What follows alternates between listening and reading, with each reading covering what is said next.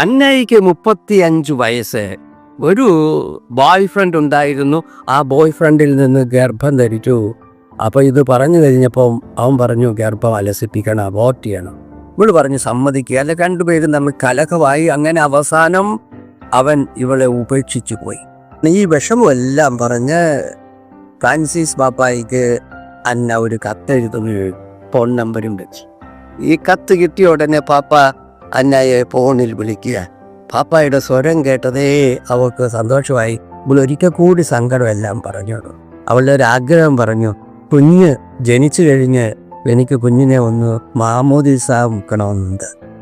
പക്ഷെ വികാരിയച്ഛൻ്റെ അടുത്ത് കൊണ്ട് എന്നാൽ നടക്കുമെന്ന് തോന്നിയില്ല, കാരണം കല്യാണം കഴിച്ചിട്ടില്ലല്ലോ. അപ്പോൾ ഫ്രാൻസിസ് പാപ്പ പറഞ്ഞു, മോളൊരു കാര്യം ചെയ്യണം, കുഞ്ഞ് ജനിച്ചു കഴിഞ്ഞ് വികാരിയച്ഛൻ്റെ അടുത്ത് ചെന്ന് പറയണം. വികാരിയച്ഛൻ സമ്മതിച്ചില്ലെങ്കിൽ നീ ഒന്നുകൂടെ ഒരു കത്തെനിക്ക് എഴുതുക, നിന്റെ കുഞ്ഞിനെ ഞാൻ മാമോദിസ മുക്കാം. ഇത് മീഡിയക്കാരോട് പറഞ്ഞു കഴിഞ്ഞ് അവൾ പറയുക, ഞാൻ എൻ്റെ കുഞ്ഞിനെ ഫ്രാൻസിസ് എന്ന് പേരിടും.